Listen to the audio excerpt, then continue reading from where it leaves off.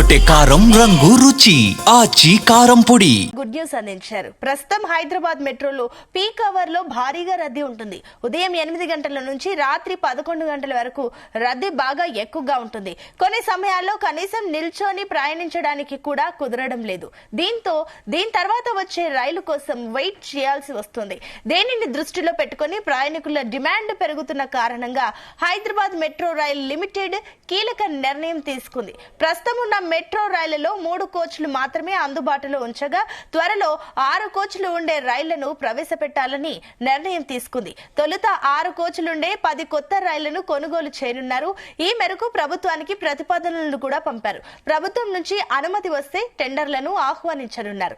ఈ 6 కోచ్ల రైళ్లు అందుబాటులోకి వస్తే ప్రయాణికులు ప్లాట్ఫామ్స్ పై తర్వాతి రైలు కోసం వెయిట్ చేయాల్సిన అవసరం ఉండదు. అలాగే ఎక్కువ మందికి ట్రైన్ లో సీట్లు దొరుకుతాయి. దీనివల్ల నిల్చొని ప్రయాణం చేసే ఇబ్బంది కూడా ఉండదు. దీనివల్ల ప్రయాణికుల రద్దీని నివారించడమే కాకుండా సౌకర్యవంతమైన ప్రయాణం అందుబాటులోకి వస్తుంది. గతంలోనే 6 కోచ్ల మెట్రో రైళ్లను కొనుగోలు చేయాల్సి ఉన్నప్పటికీ వివిధ కారణాల వల్ల ఆ ప్రక్రియకు బ్రేక్ పడింది.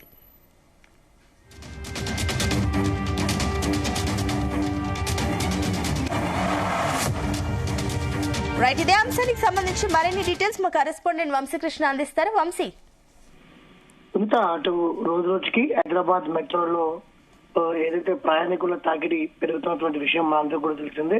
కొన్ని సందర్భాల్లో మెట్రో ట్రైన్ లో ప్రయాణించాలంటే ప్రయాణికులు ఇబ్బందులు పడుతున్నటువంటి విషయం కూడా మనకు తెలిసింది. హైదరాబాద్ వాసులకు మెట్రో అధికారులు ఒక గుడ్ న్యూస్ చెప్పారని కూడా చెప్పి ఈ సందర్భంగా ప్రస్తుతం హైదరాబాద్ మెట్రోలో పీక్ అవర్స్ లో భారీగా రద్దీ ఉంటుంది. ఉదయం 8 గంటల నుంచి రాత్రి 11 గంటల వరకు కూడా రద్దీ బాగా ఎక్కువగా ఉంటుంది. కొన్ని సమయాల్లో కనీసం నిల్చొని ప్రయాణించడానికి కూడా ప్రయాణికులు ఇబ్బందులు ఎదుర్కొంటున్న సందర్భం కూడా మనం అనేక సార్లు చూసాం.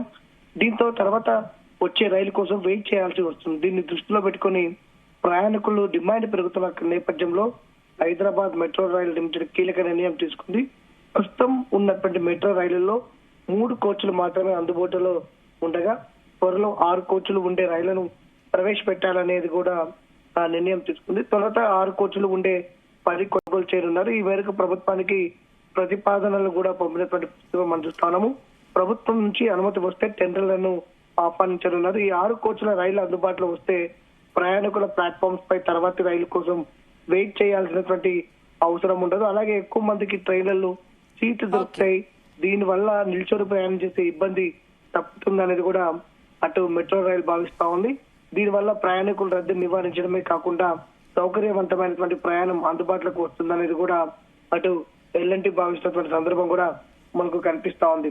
త్వరలో హైదరాబాద్ మెట్రోని ఎల్ఎన్టీ సంస్థ నుంచి ప్రభుత్వం స్వాధీనం చేసుకుంది. నష్టాలతో మెట్రోని నడపలేమని ఎల్ఎన్టీ ప్రభుత్వానికి తెలిపింది. దీంతో మెట్రోని స్వాధీనం చేసుకునేందుకు ప్రభుత్వం సిద్ధమైందని కూడా చెప్పాలి. ఇక నుంచి ప్రభుత్వ ఆధ్వర్యంలోనే మెట్రో నిర్వహణ ఉండనుందన్నది కూడా తెలుస్తా ఉంది. ఇప్పటికే స్వాధీన ప్రక్రియను వేగవంతం చేశారు. మెట్రో ఆస్తులను ప్రభుత్వానికి బదిలీ చేసే ప్రాసెస్ జరుగుతుందని కూడా చెప్పాలి. మార్చి నాటికి ఈ ప్రక్రియను పూర్తి చేయాలని ప్రభుత్వం డెడ్ లైన్ విధించిన నేపథ్యంలో ఆర్థిక పరంగా న్యాయపరంగా ఎలాంటి ఇబ్బందులు లేకుండా మెట్రోను స్వాధీనం చేసుకోనున్నారు అనేది కూడా మనకు అర్థమవుతోంది. అందుకే కన్సల్టెన్సీలకు ఈ బాధ్యతలు అప్పగించనున్నట్టు కూడా మనకు చాలా స్పష్టంగా అర్థమవుతుంది. Sunitha, right, thank you Vamsi.